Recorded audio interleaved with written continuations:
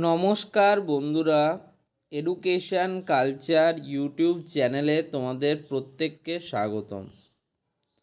আজ আমি কথা বলবো সবার খুব ইম্পর্টেন্ট একটা এক্সামিনেশান যেটা হতে চলেছে কাল, অর্থাৎ 18ই অক্টোবর 2025 জিলেট এক্সাম। তো তোমরা প্রত্যেকেই জিলেট এক্সাম সম্বন্ধে জানো, এটা নিয়ে আমি আর আলাদা করে বলবো না।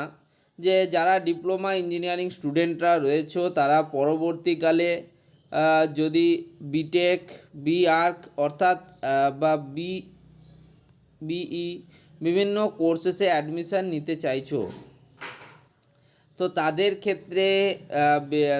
ক্ষেত্রে ডিপ্লোমার পরবর্তীকালে ল্যাটারাল এন্ট্রি থ্রু তোমার টেকনিক্যাল কোর্সেসে অ্যাডমিশান নেওয়ার জন্য জিলেট একটা এক্সাম, তোমরা প্রত্যেকেই জানো। তো এই বছরে তোমাদের যে জিলেট পরীক্ষা সেটা কিন্তু থাকছে কাল, অর্থাৎ শনিবার 18-10-2025 সকাল 11টা থেকে দুপুর 1টা পর্যন্ত। তোমরা জানো 2 ঘন্টার কিন্তু জিলেট এক্সামিনেশান কন্ডাক্ট করা হয়। টোটাল তোমাদের 120 মার্কসের এক্সামিনেশন হয়। এই বিষয়গুলো নিয়ে আমি আর নতুন করে তোমাদের কি বলবো, এগুলো তোমরা প্রত্যেকেই জানো। তবে জিলেট পরীক্ষার আগের দিনে অর্থাৎ আজকে আমি তোমাদের বলবো যে কিছু জিনিস তোমরা কিন্তু মাথায় রাখবে, যাতে তোমাদের এক্সামিনেশান দিতে কোনো রকম কোনো ইস্যু না হয়। প্রথমেই বলবো যে নিজের যে প্রয়োজনীয় অ্যাক্সেসরিজ রয়েছে, যেমন পেন, পেন্সিল, এগুলো যেগুলো রয়েছে তারা অবশ্যই কিন্তু সেগুলোকে খুব গুছিয়ে নিজের ব্যাগে কিন্তু ভরে রাখো, যাতে কালকে কোনো তাড়াহুড়ো না করতে হয়। দ্বিতীয় ব্যাপার হচ্ছে এক্সাম সেন্টার। তোমরা বর্তমানে শুনেছ বিভিন্ন কম্পিটিটিভ এবং টেকনিক্যাল এক্সামের ক্ষেত্রে এটা দেখা গেছে যে অনেক স্টুডেন্ট কিন্তু টাইমে না পৌঁছানোর জন্য তাদের কিন্তু এক্সামিনেশান দিতে দেওয়া হয়নি।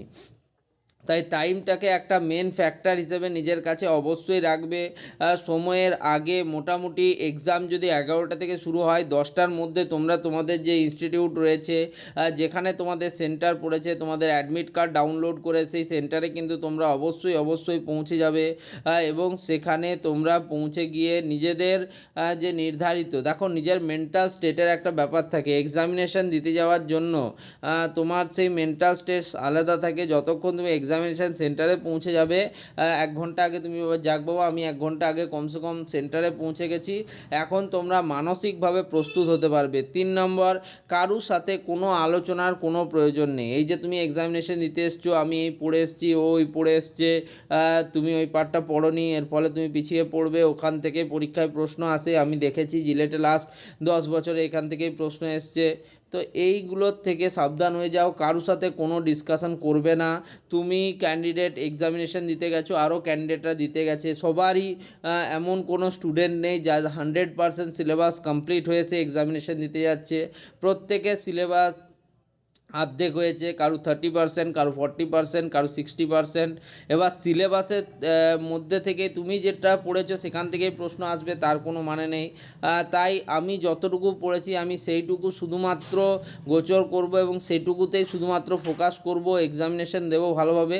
এটাই কিন্তু তোমার মেন টার্গেট হওয়া উচিত, অন্য কোনো যেন টার্গেট না হয়। বুঝতে পারলে? এটা হচ্ছে তোমাদের তৃতীয় যে বিষয়টা নিয়ে আমি তোমাদের সাথে আলোচনা করেছি। ওকে।